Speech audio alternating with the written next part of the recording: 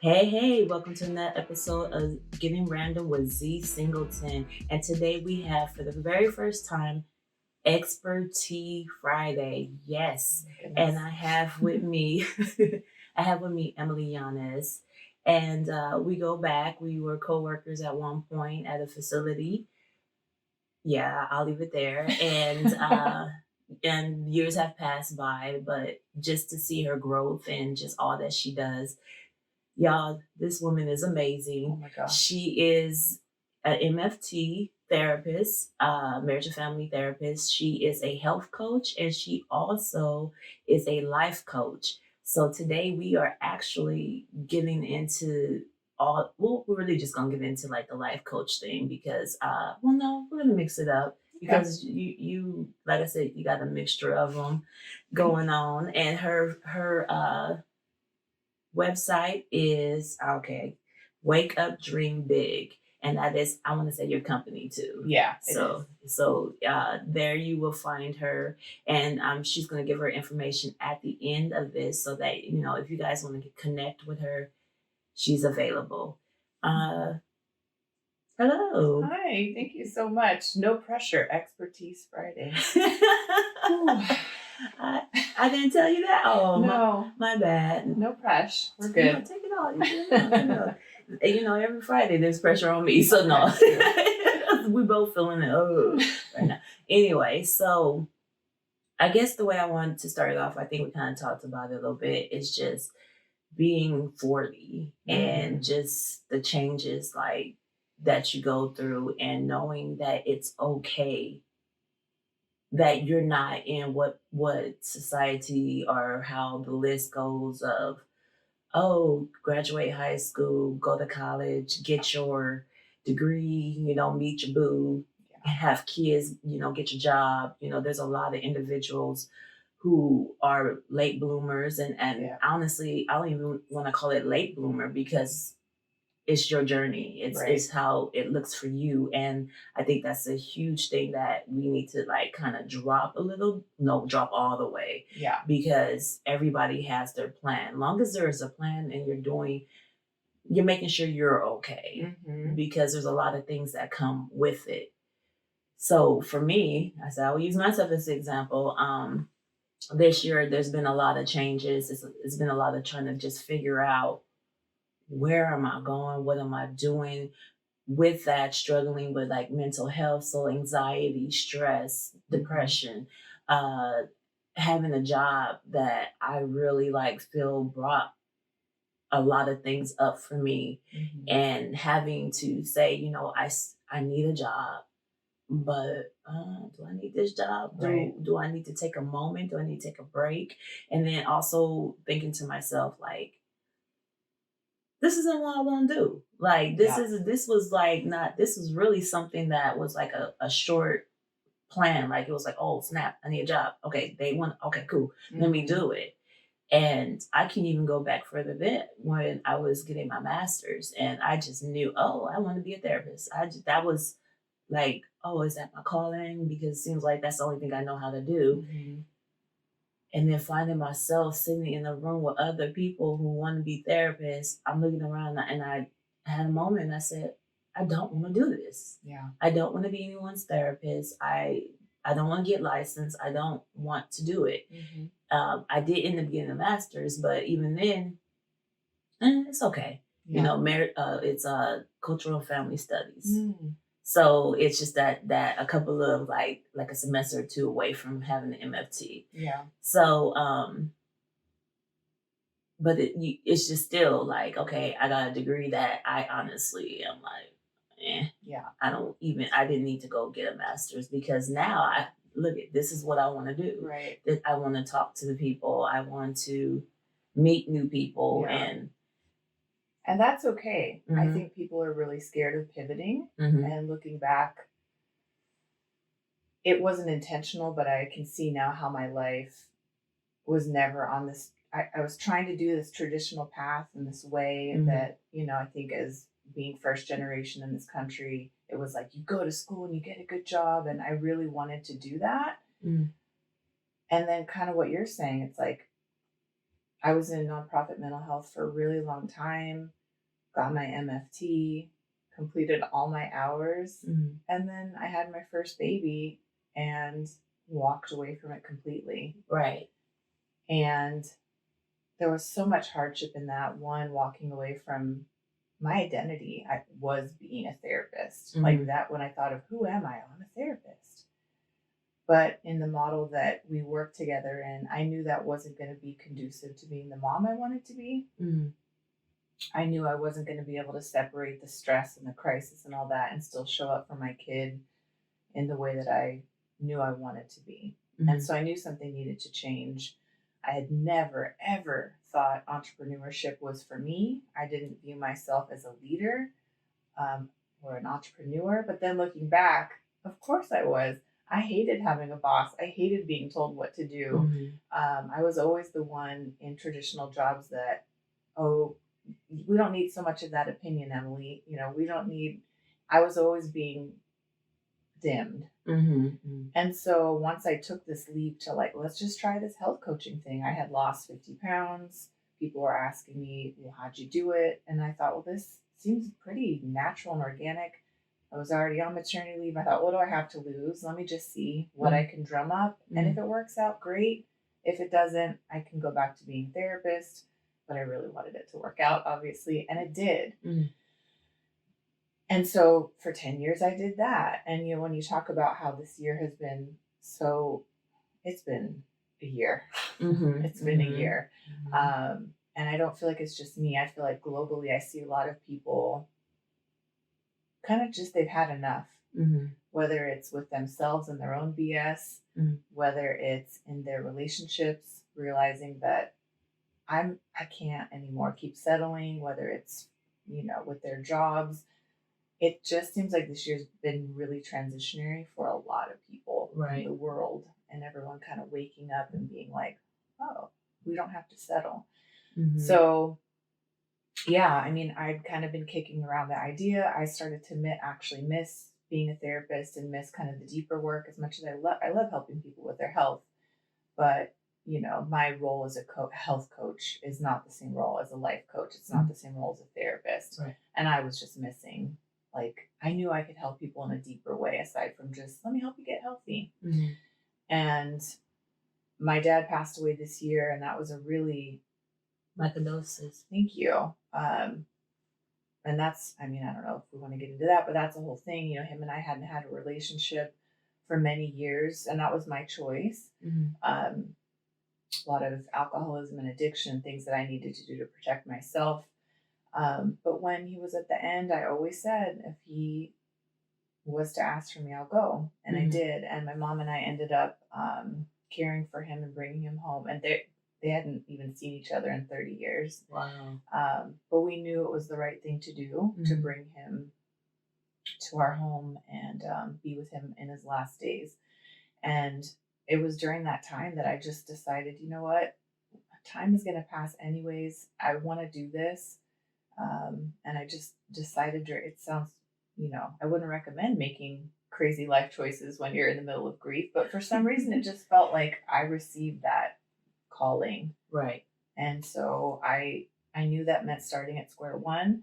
I had gotten all my hours and never gotten licensed because I started doing so well with coaching that I thought, oh, who cares? I'll never go back to being a therapist anyways. So I am back to square one, regaining all of those hours all over again. Wow. And that was something I was struggling with. It sounded really daunting. And then I just realized, you know what, time is going to pass no matter what. Who cares? Who cares? If this is what you feel is right, then just do it. And so, yeah, I've made the transition back into therapy mode, and I'm loving it, and it fills me up, and I feel like so fulfilled with, you know, just a sense of purpose, much deeper than I've had in a really long time. So I think, you know, so many of us, it's beaten into our heads, like, you have to have it all figured out. And I'm 43.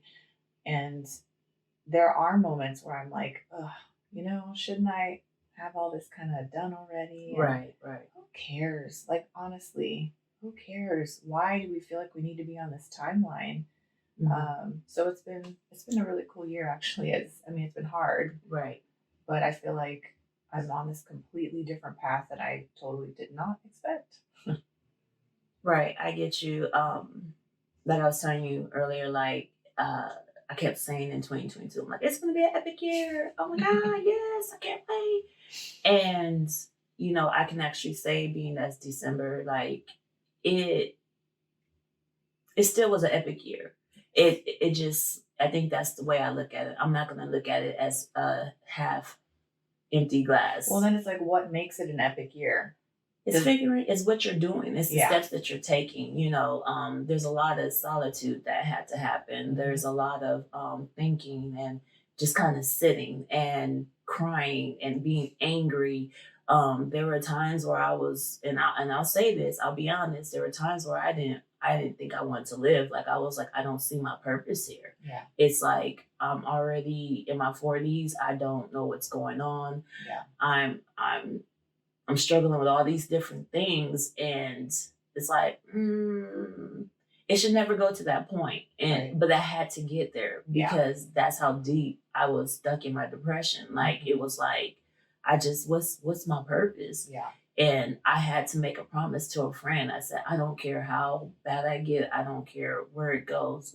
Don't worry about me. Like I know that I'm not going to go anywhere unless God takes me. But. Right. And I call that a magic dark. So instead of looking at it as like this horrible thing, I think we have to be brought to our knees sometimes in order to break through and come into the light. And it's obviously, you don't want to wish that on anybody, but a lot of beautiful things can come from really dark times. Right. And so again, it's like the same thing. Oh, everyone, next year.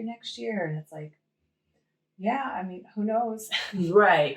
Because at the end of the day, when you really think about it, it's just going over. I mean, just because it says another year, your things are still going into there. I think it's just, it helps to have that attitude change. Yeah. Like it can be better. I can see something different. And then I think that we've been conditioned to be like that. Like, 2024 is here. This is all starting over. Let me work out. Let me do this. What are my resolutions? I'm always like, guys, we can make resolutions at any time. Right. Why do we wait until January 1st to say I'm gonna start off? Because I feel like we've been conditioned to do that. Like every day is a new opportunity. Right. I agree. And then people make these really big, I mean, to me, it's like, come on, like these goals that are so unattainable, then they don't hit them. Then they feel horrible about themselves and they already felt bad. And so it's not helpful at all. And then it's like, oh, I'm a piece of shit, And it's like, well.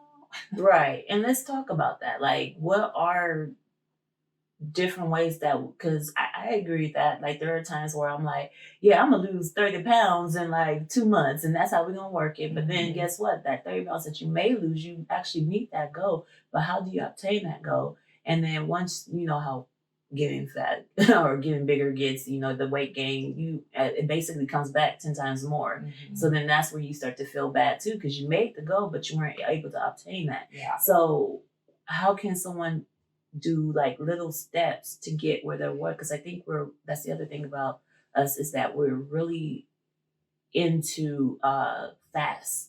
Get it now, do it now, get it done now. Because I can even say, like with the podcast, I have dreams for it and I feel like they're obtainable, but I'm also like in my head, like, okay, where are the followers? Where are the subscriptions? Where's the feedback? Where's this? Where's that? And I'm beating myself up about it. And it's like, no. And I'm lucky because I do have like older friends that tell me, you know what? Hey, this is happening for this person, just be patient. Take your time. It's okay. Keep working on this step right here because this step is what's going to take you to the next step. Yeah. So, okay, maybe I gave one thing. No, I just think people are looking for an immediate payoff. And people are not comfortable sitting in the discomfort of the unknown and the waiting. Waiting sucks. Yes, it does. It doesn't feel good. No, it doesn't. And so, I mean, the only thing you can do is, I think, keep having fun, keep feeding into your passions.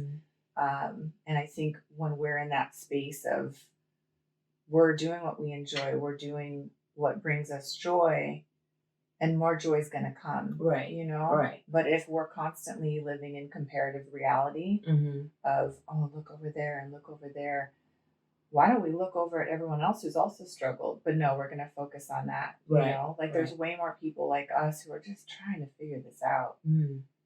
I think also accountability is huge when you talk about not just getting healthy, but mentally too. If we don't have accountability, it's not going to happen. I think it's 85% of people that go on a diet will fail without any sort of accountability, which is why having a health coach is so huge in having success long term, because it's so easy to just throw in the towel when it gets hard. We're creatures of comfort. We don't want to be uncomfortable. We want to do what feels good in the moment, period. Right. And so I think without accountability, and mental health wise too, whether it's having a supportive friend group or having a therapist or having whatever it is, but we can't just be these solitary creatures walking around trying to achieve things by ourselves. Right. I think especially living in California, it's like get rich now because things are inflation, just everything is happening. And so like I'm sure somebody wants a health coach or they get apps or something and then the apps cost this much and everything. And it's therapy. Like therapy is ridiculous. It's expensive. Like, and I get it.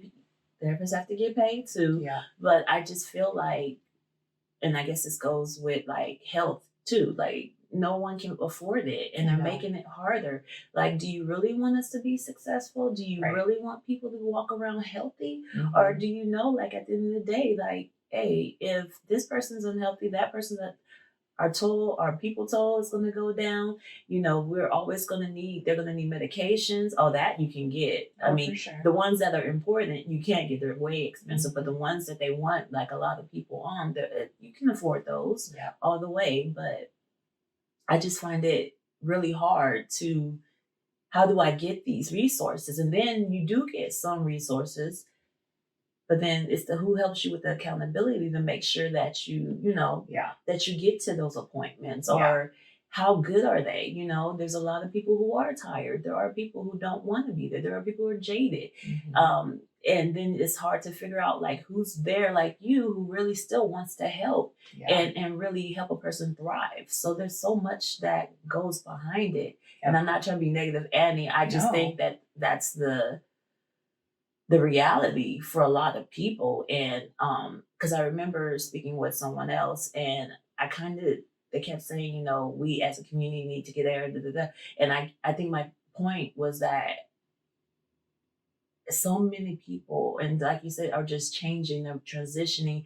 So many things are on their minds that no one knows, no one knows how to go for it. Everybody just knows how to be within the negative realm and kind of like feels like where does change really come, especially when you see so much happening around you and it's not getting better. People aren't helping. I think so many people are in survival mode and they're just trying to get by day to day. Yes. So the idea of throwing in, like you said, how am I going to pay for a health coach? How am I going to fit in therapy? Right. It feels so daunting when you can't even afford to buy groceries at the store right now. Right. And so, I mean, of course, Instagram and social media isn't the same as therapy, but I do think it's pretty great how you can go on TikTok and look at, find people that you like, therapists that you admire. And there's so much information out there now. I have so many clients come to me and they're like, I was learning on TikTok about attachment theory. And I was like, oh my God, tell me more. So like so many, especially the younger people, which I sound like a grandma saying that, but even people in their 30s, I'm like, they're on TikTok. Like I'm not a big TikToker, you know what I mean? But the things that they learn and come and bring to therapy to talk about, a lot of it's from social media, and it's not. It's legit. Like they're talking about different theories, and they're like, "Oh, well, I learned about EMDR, and I know you do that. Like, what is that?" So I do love that people are able to at least educate themselves a little bit with social media for free. I know for me, a certain percentage of my caseload is for people who are low income. And so there's certain spots on my caseload for people that, it's like, well, what can you pay? Very much sliding scale.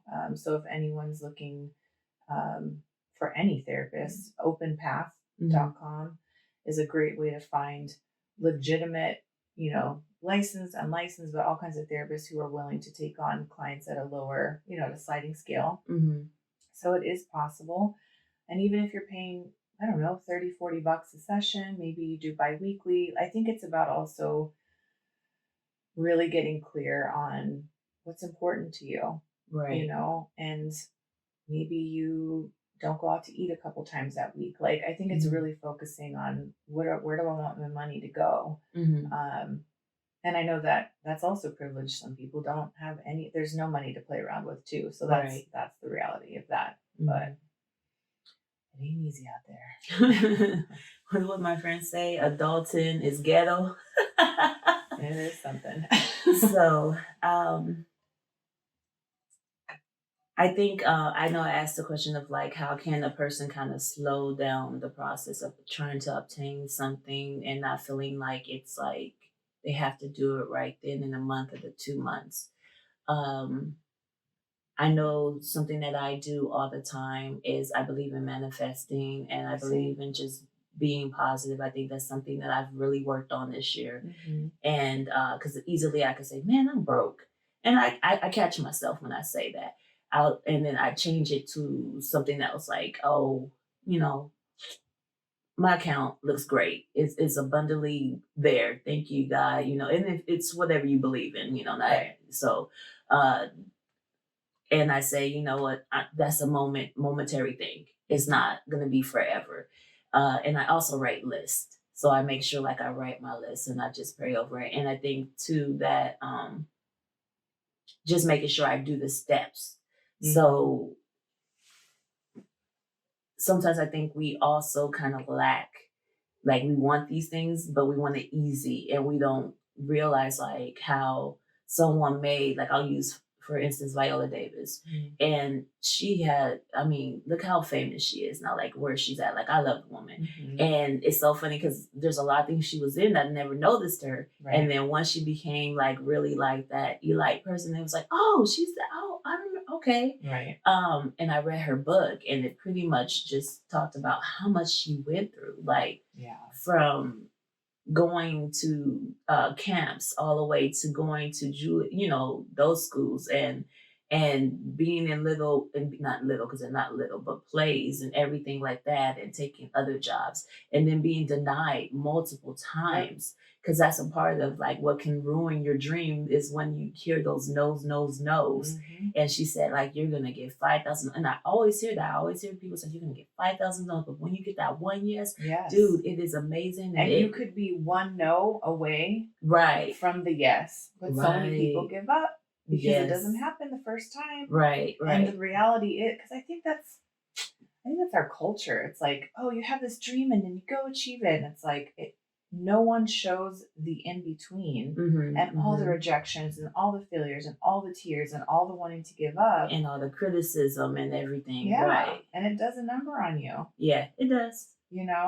But it's like, I'm a big manifestation person too. And I think I was doing manifestation all wrong for a really long time and thinking it's just thinking positively and it's a vision board and it's so much deeper than that. Like if we're not also unblocking our subconscious to make room for manifestations to come through, it's never going to happen. I could put up a million pictures of a Ferrari on my wall.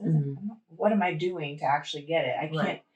Manifestation, I think so many people think it's just thinking really hard about what you want. And it's like, no, you've got to put in the work too. Right. It's like when people want the universe or, oh, I'll be taken care of, but then they do nothing too. It's like, you got to meet God halfway. You got to meet the universe halfway. Like you have to put in work. And so I think when it's come to manifestation, that's been something that I've been really focused on for the past couple of years too. And just, I wasn't really clear on a lot of things that I wanted or I thought I wanted. And I think a lot of people like, oh, I just want to make more money or I want this. Okay, but you got to get so specific so that when things do come to you, whether it's a job opportunity or whatever, you can look at your list and be like, does this actually check off the boxes for what I want? Or am I just jumping on this because I'm kind of desperate and need something? Right. And again, I think the universe tests us a lot and might send stuff that looks shiny and like, maybe this is it, but is it? Right. And so it's a test. Are you going to take it and settle? Or are you going to wait and be patient for what you really want? And that could be in relationships too, you know?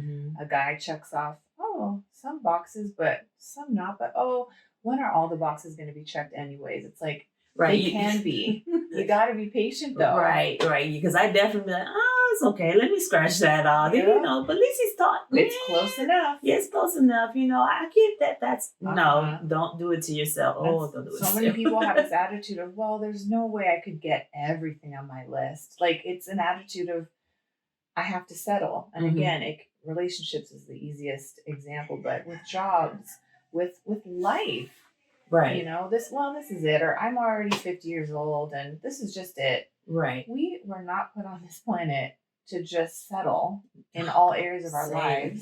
Yes. Like we're here to live our best life. I don't want to be on my deathbed with tons of regrets, and that's when you talk to hospice nurses and any family that's been bedside with loved ones who passed, they have so many regrets. And I think if more people really went for it, we'd have less people on their deathbeds regretting. You'd have people on their deathbeds when we can celebrate and they'd be like, God, I did it.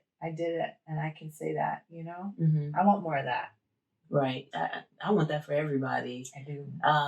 So you said like it's about unclogging your like mindset and everything. So I know you said checking off the list and really knowing like, okay, I can get all of it. Don't just settle for what other thing, you know, just that little bit. But what are other things that could possibly be done? Well, I think about, I think people logically can go like, I know so many women, I'm educated, I'm competent, I know I deserve that job. And like their logic brain knows it. But our subconscious is what's driving the show. Right. And so our subconscious is the one going, no, you can't. There's so many other people that are probably better at that than you. Oh my gosh, yes. It's that voice yes. that tells you, you know, like the imposter syndrome is like the subconscious. So, and I know a lot of people roll their eyes, but in my opinion, it's always going to go back to childhood. Always, every time. We can't ignore it. We can't be like, I'm over it, whatever. I don't even think about it anymore. You might not, but like we said, your body remembers. It's in there. And so much of this work, in my opinion, starts with inner child work and really figuring out where that concept came from, because we're all born perfect and pure and good.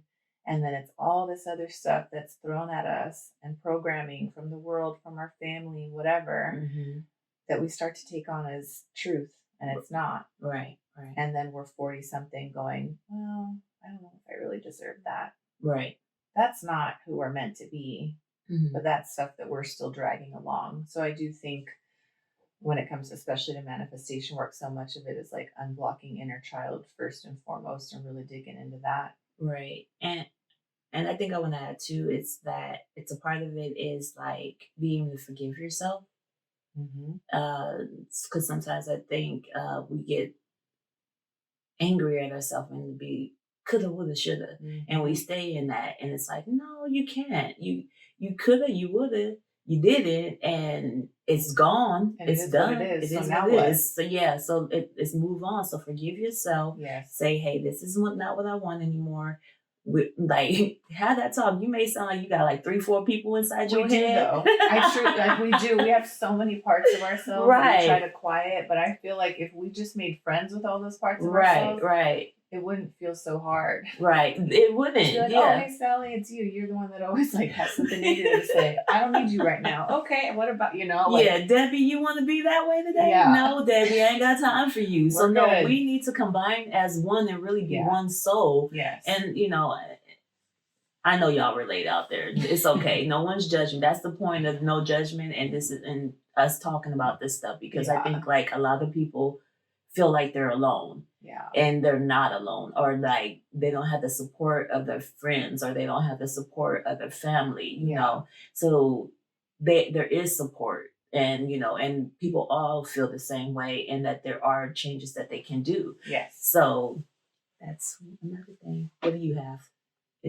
Like as far as like unclouding yourself. Oh gosh. I spent so much time on inner child. So I actually follow it's a manifestation program that inspired me. And it started with a podcast, and then she has this whole manifestation program. So I really dove deep during 2020 into all that. And I thought, I've been in therapy forever. What else could I unblock about my inner child? But so much of it has to do with they call it they call it deep imagining. It's almost like self-hypnosis or meditation, where it gets you to this place, and it walks you through from trying to get you to remember, like, what did it feel like to be in the womb? Like, it takes you back. Do you feel like you were wanted? Do you feel loved? Like, because the stress of our moms when they're pregnant with us, we feel. Yeah, this is true. And so that's stuff that I was like, didn't even think of that. Right. Right. So, it's starting like there. And it's not, if you don't come up with anything, you don't come up with anything. But it really walks you through. And I just think, again, it's a lot easier to say, I want this, I want that. But like, this is the kind of work we're talking about. And people also, I think, see healing as like, oh, it's going to be this really cool, beautiful journey. And healing is freaking hard. Healing and sucks. Painful and dark and messy. And once I got in, I was like, oh my God, no one warned me. Right. It's once you're done, it's like, oh yeah, it was great, because you see the benefits of it, because the benefits come after the healing. So, but because there's still like things that I'm like, oh man, I'm still not there yet. Like even like you talking about just going back into the sense of the womb. Now, I can't say I can go back that far. Who knows? I probably could. Yeah. But my mind went straight to the fact that my mom was 16. So she didn't want me at all. And so then, of course, as you're talking, I'm going even further, and I'm starting to think, like, as a child, like the feeling unwanted by like kids, or like the feeling of just trying to be everybody's friend and be nice, and always the nice one, and I'm quiet and everything like that, because it all started from knowing that there was a 16-year-old girl who really didn't want me. Yeah. And imagine the fear she had too. That's what I'm saying, because she was 16. Right. So it wasn't like she was scared. She was probably embarrassed. There were so many things. Shame. Psychologically, she wasn't, she was still developing, herself. Yeah. So to have to go through all that, and then basically have a newborn, and because and the only reason you kept me is only because your parent told you don't do it. Yeah. The thing that's cool about our brains is that neuroplasticity exists. And so thank God, because even though we can't change what happened to us, we really can change the way our brain processes those memories. And there's been so many studies, and they can literally do brain scans of people's brain before working on stuff like this and after, and see how parts of their brains that were initially shrunken from maybe, intense abuse or emotional neglect or whatever, and that part of their brain is smaller. Then they work on stuff like this. They do things like EMDR, which is an amazing therapy modality that I'm obsessed with and do with my clients. And then they do brain scans after. The brains grow like 11%. Nice. Yeah. So it's like, I also always just want people to know that, like, there's a point to working through all this stuff, as painful as it is, because you don't have to feel stuck. This doesn't have to be how your brain reacts to things forever. We can reparent that inner child now. It's never too late. And that just gave me tons of hope, because I always felt like so sad for myself, to be honest, and just like how unfair that was, and the things that happened to me, and just like how I just wished it could be different. And I'm talking teen years, like when my depression first started, and I just felt like, this is so unfair. Like, why me? Right. And then it's just so cool. And in my 40s, to realize it doesn't have to feel that way forever. You can't change the past. Right. but it doesn't have to feel that way. Your brain doesn't have to react in the same way. We have a lot of power over that. Obviously, we need help to do it. It's not something you can just magically do on your own, but there's ways. So if someone wanted to start just that process, I know because I have done EDMR, and I sometimes I think I'm just way too ADD for it. Oh, really? Because it's hard for me because I can't stay focused. Like I'll just and there's also the block walls that happen. Yeah. So there's things that you don't want to touch on, and it may not like. I know we say like subconsciously, and they had it starts consciously and then subconsciously, but I'm like I don't know. Sometimes I feel like subconsciously it's happening, and then it just kind of sits there. I mean, I'm super into the most woo-woo stuff. And even for me, EMDR, because I did it first with my own therapist. I was pretty resistant, even though I was like, yeah, let's try it. But I was resistant.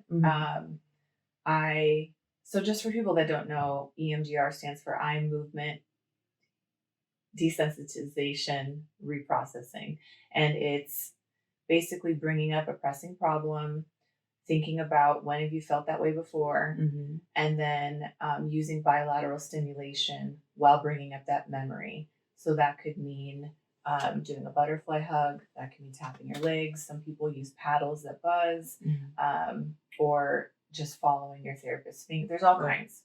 So it's just mixing the bilateral stimulation. And I remember doing it, and she'd be like, just whatever comes up, don't judge it. And I judged everything. I was like, why is that coming up? I don't need to tell her that part. I was so trying to logic through it. Once I let go, it was amazing. But that's how I am.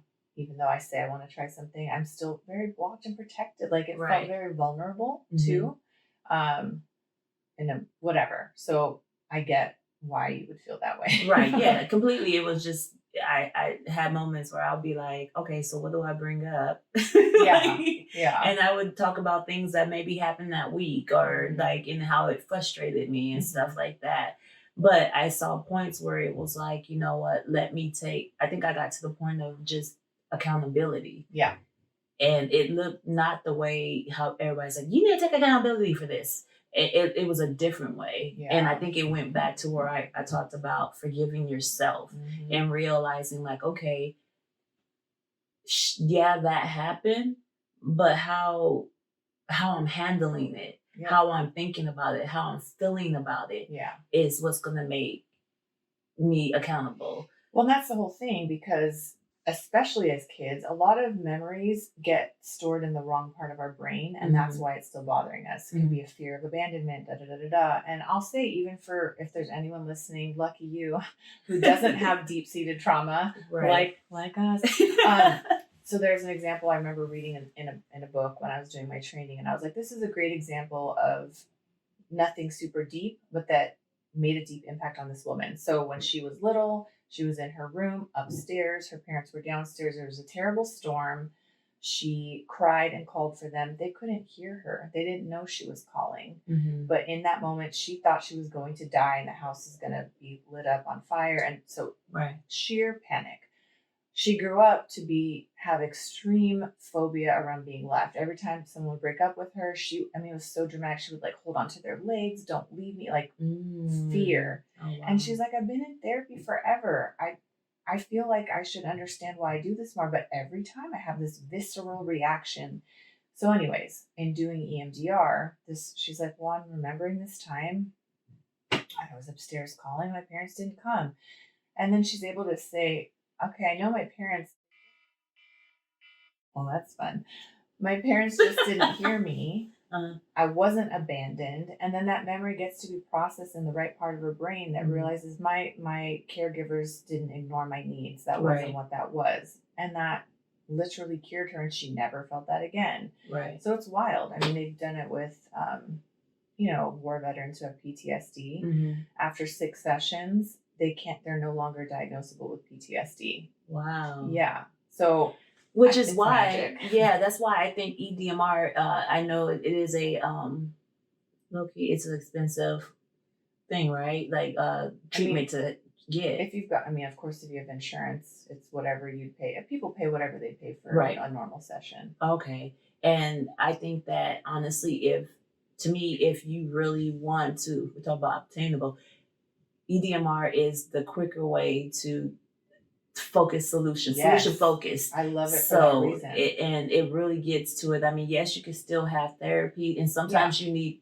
I was told that it's probably important to do the therapy first, part, and then go for that. But Because I mean, in a couple sessions, I can start. You know, even if I have a brand new person, I just need to get to know them a little bit. They need to feel comfortable with me and build rapport. But I would say by second, third session, we can start laying the groundwork for EMDR. So, you know, it's not, it's very solution focused. And I like that. Because I mean, I spent how many years talking about the same kind of stuff, and I needed to talk about it.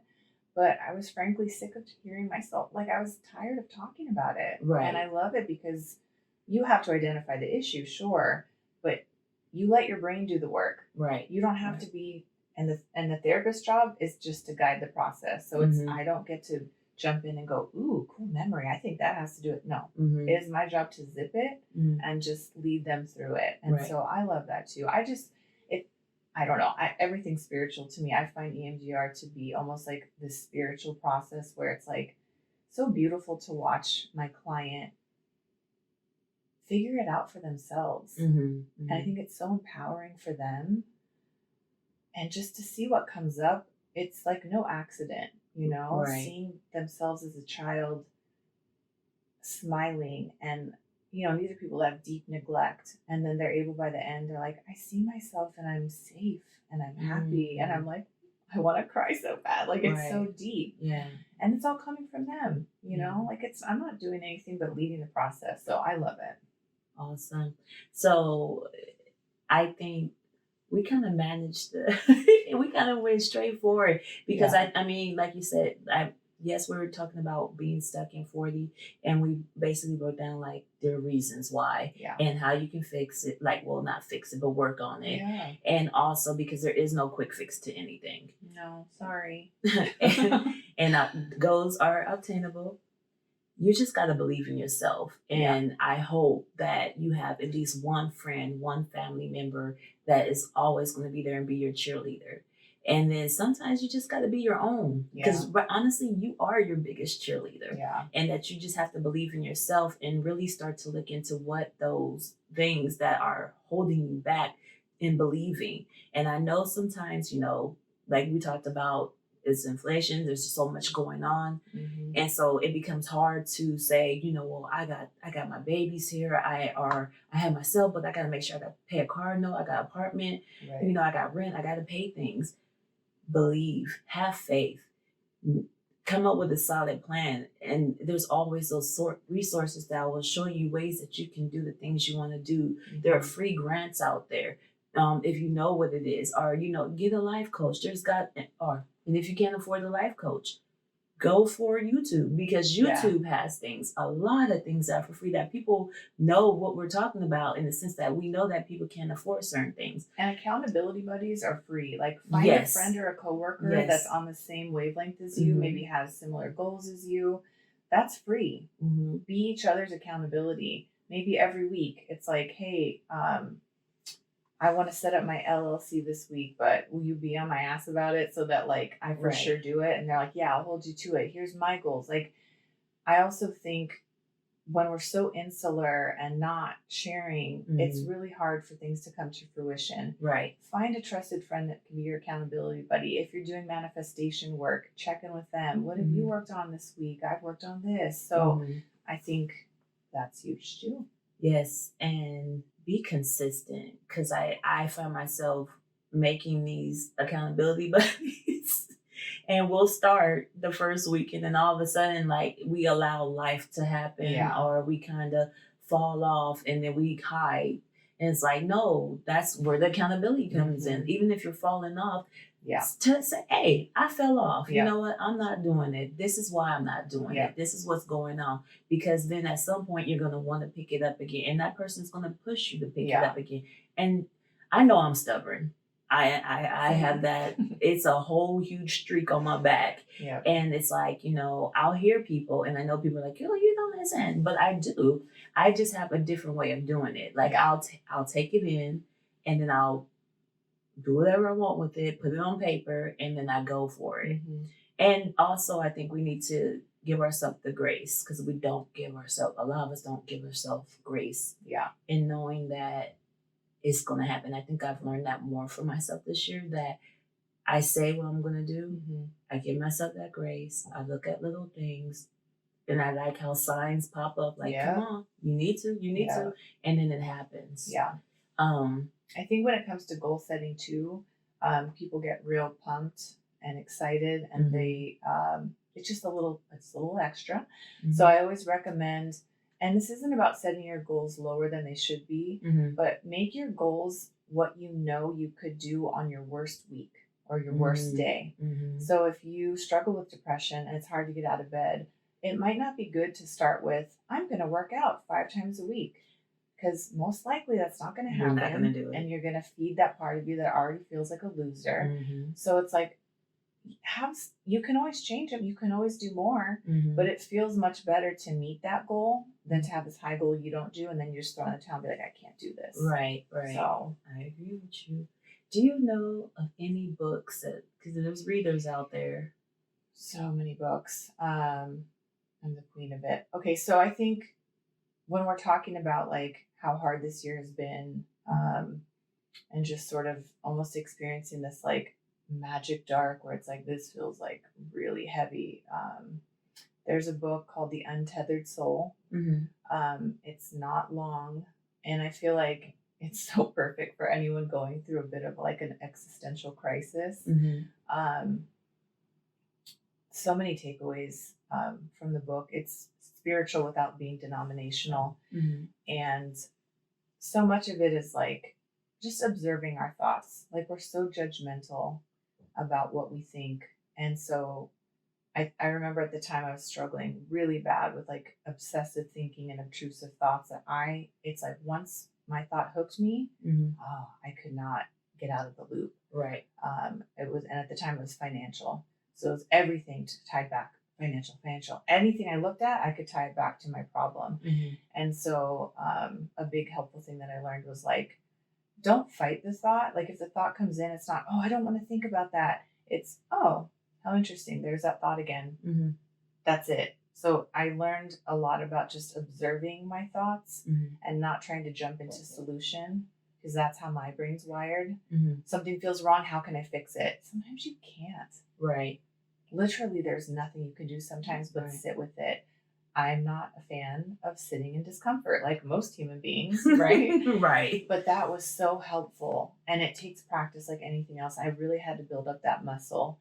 But that's what happens now. A thought will come, and instead of freaking out and jumping down the rabbit hole of like, oh my God, what are you going to do? Oh my God, oh my God, oh my God. It's like, wow, there's that thought again. And a lot of mine have to do with scarcity, a very much like a lack mentality. Right. When you don't come from much, your safety and security is very much wrapped up in finances. Right. So the minute finances aren't exactly what I think they should be, I'm terrified about everything, Yeah. And so, there's just so many tools that can be learned in that book for someone who's maybe just struggling and like, what should I do? And what's my joy? And right. Yeah. Okay. It's a good one. Yeah.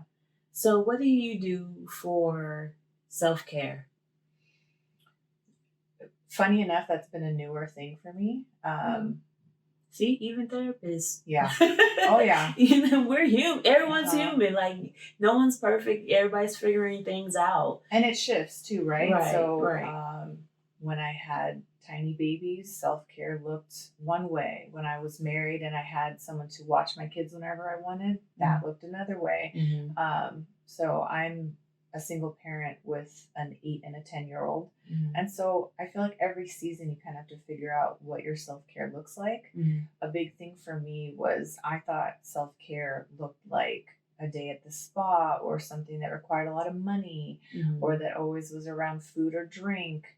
And so I had to almost practice things to see if that felt right. Right. Like I hear someone else say, oh, I really like I don't know, sitting in nature. Mm-hmm. And I'd be like, oh, I guess I'll try that. Like, I literally did not know what filled me up. I had to try things, and some things worked, some things didn't. Right. So, as an introvert and someone that doesn't get a lot of alone time, my self-care is doing nothing when I have time to do nothing, and not trying to fill it with being productive, getting everything done, and really just sitting. I love quiet.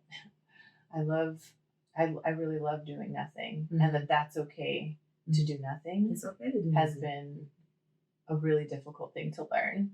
Really? Yes.